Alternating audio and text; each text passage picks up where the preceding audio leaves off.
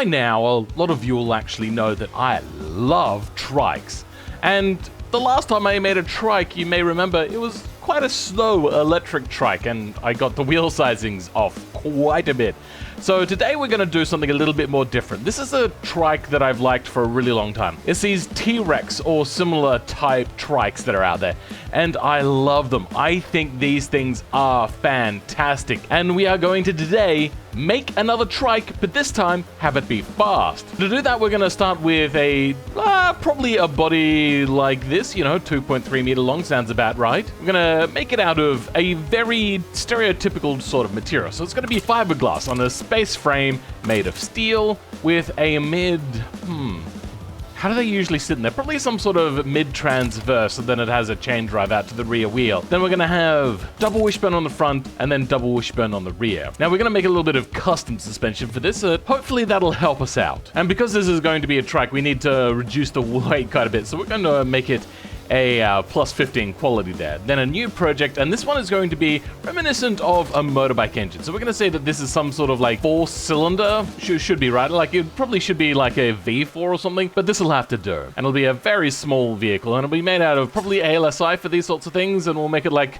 an 1100cc. Dual overhead cams, 5 hours per cylinder, ALSI. Then on the cam profile, this is going to be a very high revving engine. So we're going to have a high quality head, high-end camshaft, probably no variable valve timing for this one, compression will be quite high, probably no turbo on this thing. We'll see what the weight is like before we figure out whether we want a turbo or not. Then injection, direct injection, per cylinder, race, and then some sort of like ultimate fuel, because this is going to be the Pikes Peak version. That's right, this is Friday Pike Day. So yeah, we're going to have a race tubular, no cats and no mufflers to keep the weight down and power up. 114 kilowatts, which is about 140 horsepower. I think we can go better than that. So we're at about 135 kilowatts now, which should be somewhere around the vicinity of 160 horsepower, which for a little motorbike engine is quite good. Drivetrain will be some sort of sequential, because that's the sort of thing you would have in a motorbike. It may be just a slightly more robust one. We'll go with something maybe like a 5-seat. We'll see how it goes for now. We're going to simulate having a manual locker because we want that rear-wheel drive to work all the time. Then we're going to go with some semi-frickin' slicks, bruv. Now, this is where math comes into it, at least a very small amount. What we're going to have is twice the width of rear tire than what we need, so then when we halve it, we'll have the right amount of tire width that we need. So let's go with an alloy wheel. We'll have a slightly higher quality tire there. Carbon ceramic 1 piston, and then carbon ceramic 1 piston on the rear as well. Fully clad, because that's the sort of thing that they have. Brake airflow could be a little bit higher. Cooling can be a little bit lower because there's no turbos or anything like that. It should be quite good. Aerodynamics we can up a little bit. We will keep this as a 2-seater. It'll be sport and no entertainment, but a higher quality because it'll probably be some sort of carbon fiber seat. Probably hydraulic power steering. We will have ABS on here, and then, well, this is a trike, so safety is quite low. And in fact, we'll have the safety very low. A standard spring, gas monotube, passive, and then we'll select probably a race profile. Now, we are going to want very much a wide tire on the rear, so let's just get this into a good place right now. The widest we can go is 265. 260 divided by 2, which would be 130. This is giving us, unfortunately, very narrow tires. Maybe if I widen that rear body out quite a bit, it'll allow us to have much bigger tires. There we go. 365, which comes out to, oh god, no, I actually need to get the calculator out for this one. 180. Oh god, I should have been able to do that one in my head. It's literally degrees. Okay, now we try to even this out by front suspension. 145. Good. Okay, and now we go back up to 360 on the front. Nice. Now, I know that graph does look bad, but it will be better. Don't worry. That is a thick and chunky rear tire, but it'll look better once we're done. Oh, goodness gracious. I don't even know how I'm going to design the body for this one, honestly. I could have made a mod out of this, but not really. We could probably pull this off with a 4-speed, because that is quite a high rev range. I think that works, and our weight is a little bit higher than what we want, so we're going to start reducing that weight quite a bit. That's not great. It's already overpowered. Come on, give us the new brake update, please. So now it's time for us to start designing this thing.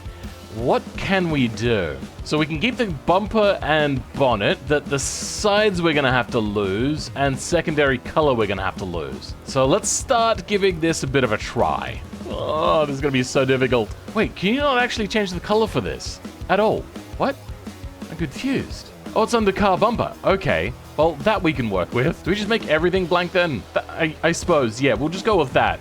And we'll work. I don't know, man. Okay. Hopefully this will work for us. So what we're doing is we're just repatching up the bodywork that we had to take away. Let's get rid of chassis and try to figure out how we're going to do this. Probably should have actually made that mid-different engine, make that a mid-longitudinal.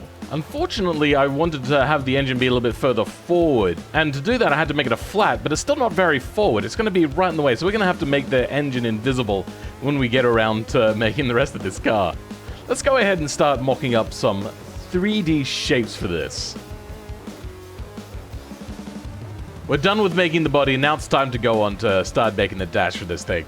This is not great, if I'm honest, but there's not really a whole lot I can do. This is a very, very tricky kind of body style to pull off when you're working in a game that is not meant for making trikes. Oh yeah, this thing has got to have racing bucket seats in here. But these are a bit big. We might have to, yeah, shrink them down a tad and make them fit properly. This thing is going to have paddle shifters because there's not enough room. Not enough room at all. Oh dear. That is a very, very tight fit in there. Ooh. Yeah. Oh my god, that is so narrow. We're going to have to make it go into the wall bit there and just imagine that it's not there. Or maybe we will fix something up in Blender to help cover that in. Let's put on the under tray of this vehicle as well. I forgot I had to do that. This is a really hard car body to work with. Oh my god. Alright. I just realized also on the rear suspension though, I'm going to need to have the suspension I want. Because I don't have... Oh no, I can't do the suspension I want. Oh, that sucks. Oh, this is going to be difficult indeed. Alright, well, let's go ahead and turn up the sway bar on the rear. This is going to be tricky indeed. We could do little minor adjustments once we're in the J-beams, but for now, yeah, we're gonna have to do as much as we can to help this out. Oh boy. Boom! 2 hours later! Oh my god, this has been very complicated. So the previous vehicle, I never really experienced the full issues of the way in which I make a trike in this game, and that is just like pure jankness, lazy way out. This car has an issue. Let me show it to you. One of which I have to control the gearbox manually. That's fine, sure, whatever. But then getting up into high speeds, this thing rolls so easily. And I think that has to do now with bringing in these nodes so then there's not so much wibbly wobbly weight over the rear. So now I'm gonna go spend another hour doing what I did in that video. But for this one, yay. Well, we have now narrowed down the rear end and brought down a lot of the weights and all that sort of stuff, but it's still kind of doing it. And the other thing that I did is I widened out the front wing to hopefully keep the front wheels down, but it just doesn't want to do it. So here we go. We're going to get up into second gear, and then we're going to start swashbuckling side to side. So we do have enough aero at higher speeds. It does help us quite a bit. Our axles do wiggle quite a lot on the rear here, so that's not helping us a whole lot. So really, I think my only option is to reduce my traction in the rear. And hopefully that'll help us get a little bit more slidey and a little less traction-y. So we're going to go to wheels rear. We're going to find friction coefficient. And we're going to go for sliding coefficient. And we're going to reduce this down to 0. Then we're going to turn this down to 0.8 and see if that gives us the result that we want. Oh, please. Getting up to a higher speed now. Okay, this is about the speed. Nope, we're still skidding quite a bit, unfortunately. Oh, that's a lot of traction. I think if we're a little bit careful, we might be able to do this. The other option is I can make my front wider, which is what I think I will actually do. Yeah, let's go ahead and do that. We're going to re-export the car, and then we're going to drag our modified files into the new vehicle. How much can we offset the front wheels? Not a whole lot. What if we super widen out the body? Will that help us out? Yes, there we go. Much wider. I love it. Okay. We do have some materials issues now, so we'll... Oh, you know what? No, that doesn't matter. We'll just have the wheels popping out the side. It doesn't matter. Okay, cool. Let's go export this T-Flex to... Name does not matter. We'll open up the new zip file, and we are just going to absolutely cheat. We're going to grab wheels front and suspension front, and we're going to just drag and drop them right in there. And, oh yes, we don't roll anymore. Nice. All I got to do now is do something about that rear suspension setup, which I think I have an idea of what it is that I want to do. All right, you know what? Near enough is good enough. Let's give it one last drive around, see how the thing handles. I should also change the wheel offset compared to the tire. As you can see there, it's poking out just a smidgen. We do pull to the left a little bit, but we can deal with that because we are going to be driving this one with a steering wheel. Well, it seems as of yet, BeamNG has still not fixed its time attack stuff. Oh, please, BeamNG devs, please, this is a big one. It's affecting so many people, not just me. There's a lot of people with this. Just fix it, please. Eventually, however, I just bit the bullet and I ended up going with just doing a good old-fashioned Hot Laps app and set myself an endpoint at the end and start at the beginning. And this won't be like an exact to a millisecond exactly how long the lap is, but it'll be within a second at the very least. And driving this car properly for the first time in anger taught me a bunch of different things. One of which is this car is sketchy under brakes when you try to shift down gears. Now, there's two things you could do here, is reduce the brake force on the rear in the J-beams, or properly actually get it set up. As you see there, we lose a lot of control. And once it gets into a tank slapper, this thing just does not want to come back in line. Your other option is to go in and remove a lot of inertia from the engine's J-beams. So say like you're running a lightweight clutch, which would actually be a very common sort of thing to have like a lighter flywheel for something like a motorbike. But eventually I learned that you just have to be very smooth with this car, otherwise it will start to do things like that where it lifts up on one wheel. The other thing I learned is I only switched down gears once I was ready to accelerate. If I did it at the wrong time, you see there that the car just starts to really unsettle, go up on two wheels. I think with a little bit more tuning, if you really wanted to put the full R&D into this car, it would actually be really, really amazing. Just as it is, though, it's just really, really fun. If you want a really unique driving experience like this, I would strongly suggest going over to the BeamNG repository, but because this is like a weekend video for me, it goes up on a Friday, the BeamNG repository won't update it till Monday, so it'll be quite a while, I'm sorry, until you actually get to try out this car. But it is so unique as a driving experience and so fun. For having like only 180 horsepower, this thing is quite fast and it sets a pretty decent lap too. As you can see here, this thing just gets up and goes, and it is very light. One of the things that I also had to do, and I didn't really go over very much, but I'll go over later, is I made another car that was very similar to this one in all aspects, except it had a solid rear axle, and then I drag and drop that in there. Otherwise, the wheel doesn't want to hold in place. So just keep that in mind if you want to do this. You will be able to dissect any of the files if you want to have a look in the BeamNG repository when it's up. But yeah, as you can see, this lap, we've been talking for a little while now. We're 3 minutes in, and we're about about a quarter of the way into this track lap already. It is so good, though. There we go. We unsettle the car again. Not quite grabbing getting a grasp on how we're meant to brake properly, but apart from that downshifting, which is the big issue here, this car is pretty good. So what I would generally do is wait till I was about to push onto the power. That's when I would shift down my gears, which might end up with a little bit of a stall. As you can see here, we accidentally shift down a little too early, or we lift off the brakes when we do it. So it's just, you have to be quite careful with this car. There I shifted early again by accident, got it unsettled. I was still learning this car quite a bit. As, think about it this way. I've now only been driving this car in anger for 3 minutes, and by the way, this was basically my first attempt. I only did one other small attempt, and that just ended up with me having to strengthen up the rear axle on this. But now there's really, in its final form, the first time I went up here, and I was able to do it all in one go. Yes, I am getting that good at driving this car, and at driving any car up Pikes Peak. I would almost consider myself the Pikes Peak master.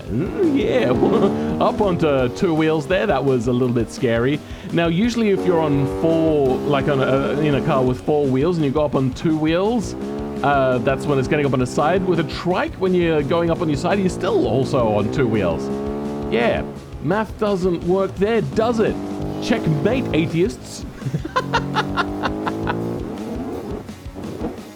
But to save us a whole bunch of time, I'm just going to fast forward a lot of this towards the end of the lap.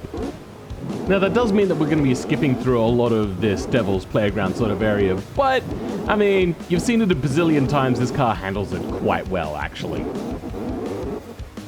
Now that we've left the Devil's Playground area, we're up into the more openy mountain sort of areas, and this is where we'll resume. We now literally have less than a couple minutes left in this lap. This car is so good desu yo ne. I really do encourage you guys to give it a try, maybe try to make one on your own. It is a very different thing indeed. You've made a whole bunch of different cars by this point. You guys know how many cars you've made, and you're at the point now where you're like, I could try something a little bit more drastic.